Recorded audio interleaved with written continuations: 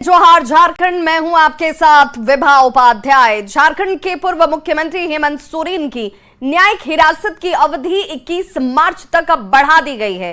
साथ ही बड़गाई के पूर्व राजस्व उप निरीक्षक भानु प्रताप प्रसाद की न्यायिक हिरासत को भी बढ़ाया गया है। वीडियो कॉन्फ्रेंसिंग के जरिए दोनों को आज स्पेशल कोर्ट में पेश किया गया था।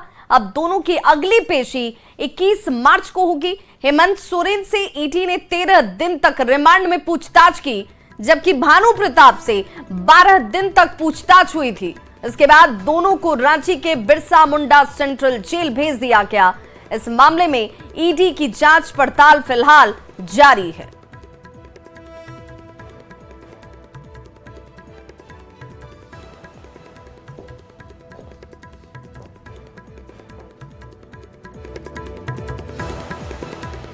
तो बिरसा मुंडा सेंट्रल जेल से ऑनलाइन पेशी हुई। हेमंत सोरेन की न्यायिक हिरासत की अवधि को 21 मार्च तक बढ़ा दिया गया है। भानु प्रताप प्रसाद की हिरासत अवधि भी बढ़ाई गई है और ये वीडियो कॉन्फ्रेंसिंग के जरिए पेशी आज होती हुई नजर आई।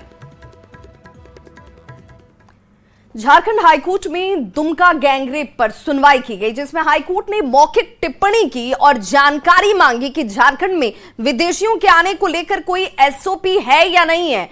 साथ ही महिलाओं के खिलाफ आपराधिक मामले को लेकर कोई एसओपी बनी या नहीं बनी। इस मामले में अब तक कुल 8 आरोपी पकड़े जा चुके हैं। हाईकोर्ट ने इस मामले पर स्वतः ही संज्ञान लिया और 13 मार्च को अगली सुनवाई की तारीख तय हुई। 1 मार्च की रात में दुमका के हंसडीहा के कुंजी गांव में विदेशी महिलाओं के साथ गैंगरेप की घटना हुई थी और इस खबर पर ज्यादा जानकारी दे रहे हैं संवाददाता संजय सिन्हा। दुमका में स्पेनिश महिला के साथ गैंगरेप मामले में झारखंड हाईकोर्ट ने गंभीरता दिखलाई है और स्वतः संज्ञान को लेकर आज इस मामले में झारखंड हाईकोर्ट में सुनवाई हुई। कोर्ट ने मौखिक टिप्पणी करते हुए पूछा क्या राज्य में इस तरह के मामलों को लेकर कोई एसओपी है क्या, अगर एसओपी है तो वास्तव में इस मामले में इसको लेकर किस तरह पालन किया गया है। दरअसल कोर्ट ने यह भी पूछा है कि एसओपी को लेकर जब कोई विदेशी जो है राज्य में प्रवेश करता है, खासकर कोई महिला राज्य में प्रवेश करती है, तो उसकी जांच और सुरक्षा को लेकर अगर कोई एसओपी बना है तो इस मामले में उसका पालन किस तरह किया गया। तमाम मामलों को लेकर विस्तृत रिपोर्ट जो है 13 मार्च को दाखिल करने का निर्देश दिया गया है और अब इस मामले में 13 मार्च को सुनवाई होगी। कैमरामैन संत के साथ संजय कुमार सिन्हा, न्यूज़ 18 रांची। वहीं पूर्व मुख्यमंत्री हेमंत सोरेन की पत्नी कल्पना सोरेन राजनीति में एंट्री लेते ही ताबड़तोड़ दौरे अब कर रही हैं। पिछले 2 दिनों की बात करें तो उन्होंने गिरिडीह और साहिबगंज में सभा की। इसके बाद हर जिला कमेटी की तरफ से उनके कार्यक्रम को अपने जिले में कराने की डिमांड शुरू हो गई है।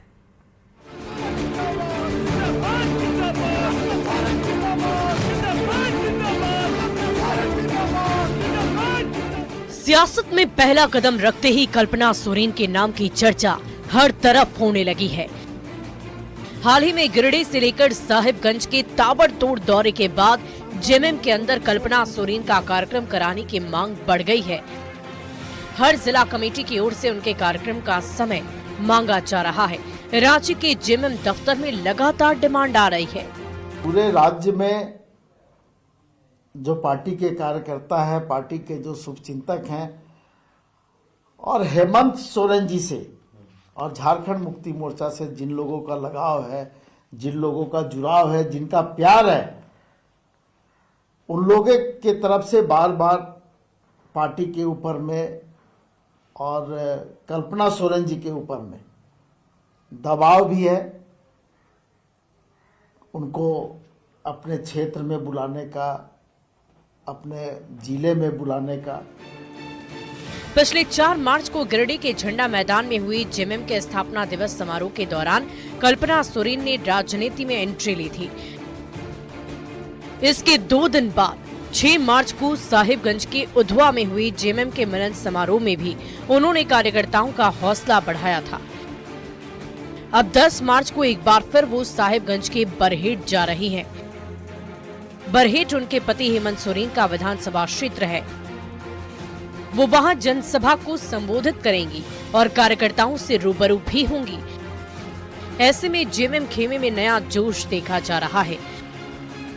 वहां पर के पार्टी के जो कार्यकर्ता हैं, पार्टी के जो नेता हैं या उस विधानसभा के अंतर्गत आने वाले जो लोग हैं, उनके तरफ से इनको आमंत्रित किया गया है। निश्चित रूप से वो वहाँ जाएंगी और उनकी भावनाओं से अवगत होंगी और अपनी बात बोलने का भी काम करेंगी और उनकी जो भावना है, उनकी जो बातें हैं, उसको भी समझने का काम करेंगे। पति हेमंत सोरेन की गैर मौजूदगी में कल्पना सोरेन की धमाकेदार एंट्री से जेएमएम कार्यकर्ताओं में नया जोश तो आया ही है। आने वाले लोकसभा चुनाव की तैयारियों को लेकर उत्साह भी देखा जा रहा है। अविनाश कुमार, न्यूज़ 18, रांची।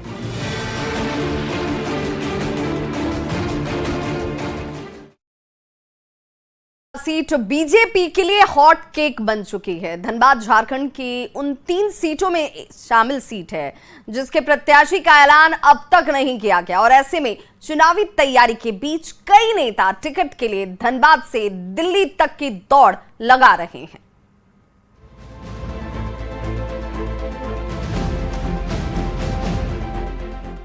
धनबाद लोकसभा सीट पर एक बार फिर जीत का झंडा गाड़ने के लिए बीजेपी ने पूरा जोर लगा दिया है। बीजेपी के प्रदेश अध्यक्ष बाबूलाल मरांडी ने चुनाव प्रबंधन समिति की बैठक में कार्यकर्ताओं को जीत का मंत्र दिया। साथ ही 37 विभाग के पदाधिकारियों को बूथों में जनसंपर्क अभियान और केंद्र सरकार की योजना के प्रचार प्रसार की जिम्मेदारी दी। भारतीय जनता पार्टी जीत करे, उसके लिए सब कार्यकर्ता पिछले 1 वर्षों से लगे हुए हैं और उसको और मजबूत करने का। धनबाद लोकसभा क्षेत्र में बीजेपी ने भले ही चुनावी तैयारी तेज कर दी है, पर धनबाद के लोकसभा उम्मीदवार के नाम का ऐलान अब तक नहीं हो सका है। कहा जा रहा है कि धनबाद के बीजेपी विधायक राज सिन्हा टिकट के लिए जोड़ तोड़ में जुटे हैं, तो प्रदेश कार्य समिति सदस्य रागनी सिंह भी रेस में है। पूर्व मेयर चंद्रशेखर अग्रवाल का भी नाम आगे है। इसके अलावा बाघमारा के बीजेपी विधायक ढुल्लू महतो भी जोर आजमाइश कर रहे हैं, तो वर्तमान बीजेपी सांसद पीएन सिंह भी एक बार फिर टिकट की राह देख रहे हैं। सिलेक्शन कमेटी कैंडिडेट के अंतर्गत और मैं उसमें सहभागी यहाँ किसको बनेगा ये तो अच्छा से प्रदेश अध्यक्ष जी बतला सकते हैं जिनसे आपने बात। धनबाद से बीजेपी का लोकसभा उम्मीदवार कौन होगा, इस पर फिलहाल सस्पेंस बरकरार है, पर बीजेपी ने लोकसभा चुनाव की तैयारी का शंखनाद जरूर कर दिया है। अब देखना है कि भाजपा टिकट किसे देती है, लेकिन धनबाद लोकसभा को जीतने के सभी उन रणनीति को तैयार किया जा रहा है और उसके टिप्स दिए जा रहे हैं। संजय गुप्ता, न्यूज़ 18, धनबाद। तो धनबाद में कांग्रेस की लोकसभा स्तरीय बैठक में जबरदस्त धक्का मुक्की हुई। प्रदेश प्रभारी गुलाम अहमद मीर जैसे ही बैठक स्थल पर पहुंचे, टिकट के दावेदारों के समर्थक जो थे वो देखे कैसे उन्हें घेर लेते हैं और फिर जमकर नारेबाजी शुरू कर दी गई। बड़ी मुश्किल से गुलाम अहमद मीर और दूसरे नेताओं को बैठक स्थल के अंदर ले जाया जा सका। अंदर बंद कमरे में कई घंटे तक बैठक हुई। प्रदेश प्रभारी ने तमाम बड़े नेताओं से संभावित उम्मीदवारों के नाम को लेकर रायशुमारी की। बंद लिफाफे में संभावित उम्मीदवारों का नाम कांग्रेस आला कमान को भेजा जाएगा और उसके बाद ही प्रत्याशी के नाम की घोषणा होगी। ऐसे में आज की बैठक को बेहद महत्वपूर्ण माना जा रहा है। और अभी हम बेकार बांध ब्लेसिंग हॉल के समीप और इस बंद कमरे में लोकसभा के समन्वय समिति की बैठक आहूत की गई है। बैठक में ददई दुबे, जिला अध्यक्ष संतोष सिंह, इसके अलावा अन्य भी कई लोग यहाँ मौजूद हैं।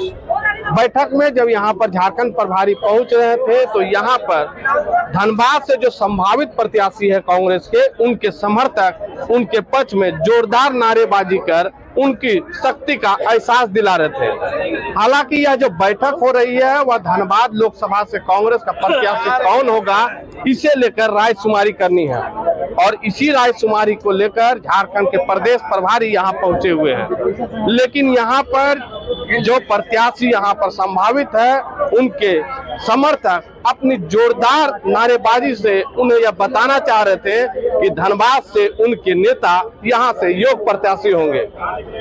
हालांकि इस बार कांग्रेस के कार्यकर्ताओं में एक चीज बहुत ही अहम है कि जो भी यहाँ पर प्रत्याशी हो वह स्थानीय हो, और स्थानीय प्रत्याशी की ही डिमांड कांग्रेस के समर्थक कर रहे हैं।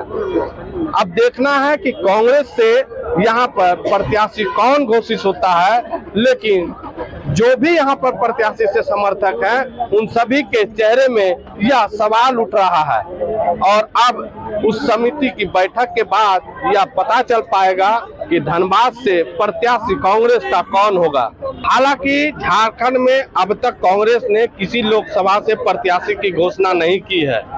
वहीं धनबाद लोकसभा की बात की जाए तो इंडी गठबंधन में धनबाद लोकसभा कांग्रेस के खाते में जाने हैं, और इसी को लेकर एक मैराथन बैठक में रायशुमारी कर योग्य उम्मीदवार को ढूंढने का काम किया जा रहा है। संजय गुप्ता, न्यूज 18 धनबाद। तो साहिबगंज में झारखंड मुक्ति मोर्चा विधायक लोबिन हेम्ब्रम के समर्थकों और जेएमएम कार्यकर्ताओं के बीच टकराव देखते हुए अन्याय यात्रा पर फिलहाल रोक लगा दी गई है। एसडीओ के आदेश पर पूरे इलाके में धारा 144 को लागू कर दिया गया है। दरअसल जेएमएम विधायक लोबिन हेम्ब्रम के नेतृत्व में बरहेट के भोगनाडीह में अन्याय यात्रा निकाली गई थी। इसके खिलाफ जेएमएम कार्यकर्ताओं ने ही आवाज बुलंद कर दी। दोनों तरफ से टकराव तेज होता हुआ देखकर यहां पर धारा 144 को लगाया गया है। और हमारे साथ इस वक्त तो खुद जेएमएम विधायक लोबिन हेम्ब्रम जी जुड़ चुके हैं। सर, बहुत स्वागत है आपका। आखिर आपकी ही पार्टी, आपके ही कार्यकर्ता, फिर भी टकराव ऐसा क्यों? देखिए, मैं टकराव की बात नहीं करता हूँ, और न मैं ऐसा मेरा कोई बात दिल के अंदर में था। मैंने ये प्रस्तावित था मेरा, और हमने एसडीओ से, वहाँ के प्रधान लोग हैं, उन लोगों ने एक आवेदन दिया कि यहाँ पर एक हम अन्याय यात्रा के लिए एक सभा करेंगे, और उसमें हमारे मुख्य अतिथि लोबिन हेम्ब्रम रहेंगे। तो उन्होंने एसडीओ को लिख के दिया, और एसडीओ को देने के बाद आज हम लोग जब जा रहे थे तो पूरा काफिला था मेरे साथ। तो काफी हम तो निकल गए, बट मेरे पीछे जो काफिला था उनको रोक दिया गया जेएमएम के कार्यकर्ताओं के द्वारा, और वहाँ सांसद विजय हंसदा भी बैठे हुए थे ऑफिस में। अन्याय यात्रा का सर मकसद? अन्याय यात्रा यही, राज्य अलग होने के बाद यहाँ के आदिवासियों के, मूलवासियों के प्रति अन्याय ही अन्याय हुआ है। इसलिए अन्याय हुआ है कि यहाँ पर इन लोगों का जो हक और अधिकार है, आज यहाँ पर एसपीटी एक्ट है, सीएनटी एक्ट है और पीपेसा एक्ट है।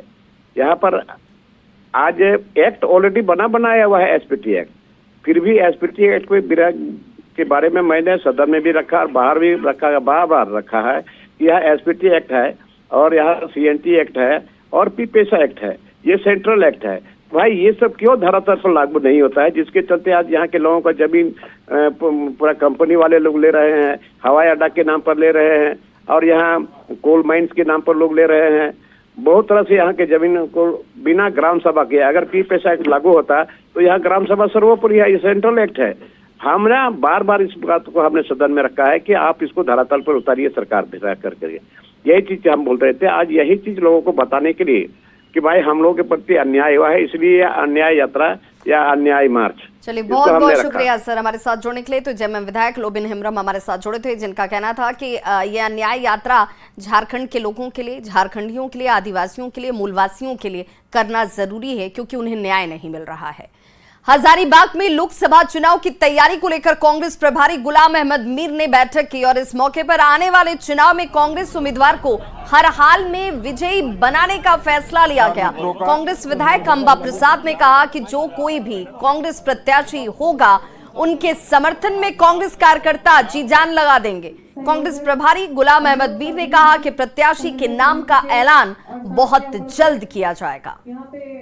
इसलिए निश्चित रूप से जो भी कैंडिडेट होंगे कांग्रेस की तरफ से, उनके लिए हम लोग सब कमर कस के लड़ने के लिए तैयार हैं, क्योंकि हम लोग हजारीबाग को बचाना है।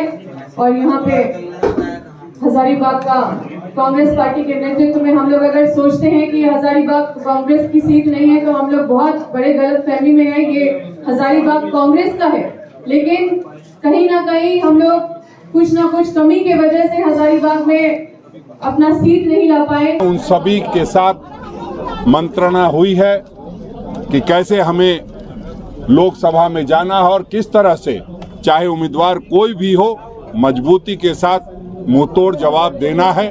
उस निमित्त आज चर्चा हुई है, क्योंकि चैलेंजिंग 2024 का चुनाव सामने है। नोटिफिकेशन किसी टाइम पर भी आ सकता है, मगर ऑलरेडी यहाँ पर कांग्रेस पार्टी ने कंटिन्यूसली ऑर्गेनाइजेशनल लेवल पर काम किया है, बूथ से लेकर ब्लॉक, ब्लॉक से लेकर डिस्ट्रिक्ट, प्रदेश, और उसी की समीक्षा हम सब जगह ले रहे हैं।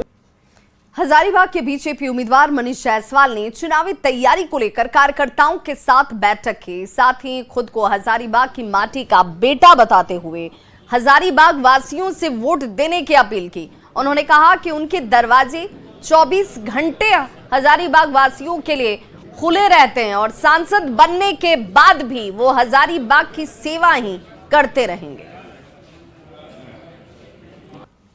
तो इसमें मुझे कोई तैयारी करने की जरूरत नहीं है। पार्टी चुनाव लड़ रहा है और पार्टी के चेहरे के रूप में मैं जनता के बीच में जा रहा हूँ। तो आज आप देख रहे होंगे कि बहुत पुराने से लेकर के वर्तमान तक के जो भारतीय जनता पार्टी के सदस्य हैं, सब एक मंच पर आकर के जो है चुनाव हम लोग लड़ रहे हैं। तो भारतीय जनता पार्टी एक होकर के, संगठित होकर के और बिना किसी को छोड़े हुए, जो पुराने से पुराने लोग हैं उन सभी के को साथ लेकर के इस चुनाव में उतर रही है। वहीं राज्य के पूर्व डीआईजी संजय रंजन ने आजसू का दामन थाम लिया। इसके अलावा कई वकील और चिकित्सकों ने भी आजसू की सदस्यता ली। आजसू अध्यक्ष सुदेश महतो ने उनका पार्टी में स्वागत कराया। साथ ही उन्होंने कहा कि आजसू के प्रति झारखंड वासियों का विश्वास बढ़ता जा रहा है। आज मैं आदरणीय संजय जी का हार्दिक स्वागत करते हैं, जिनका लंबा समय इस प्रदेश में ही पुलिस सेवा में बीता है और एक अच्छे अधिकारी का परिचय उन्होंने स्थापित किया है। मेरे साथ काम करने का भी अवसर इनको है और मुझे भी इनके काम का अनुभव है। तो कई खूबियों के बीच में, कई तरह के पुलिस सेवा के अलावे इनमें इस राज्य के सेवा के लिए या राज्य के विषयों का एक अच्छा जानकारी है। 20 साल आगे सोचती है और हमेशा वैसी योजना जमीन पे लाती है जो मामूली आदमी को प्रभावित करे, उसके जीवन को प्रभावित करे। कोशिश करती है कि जो युवा है उनको कनेक्ट करके उनको दिशा दें। तो इस बुलेटिन में बस इतना ही, लेकिन न्यूज़ 18 बिहार झारखंड पर खबरों का सिलसिला लगातार जारी है।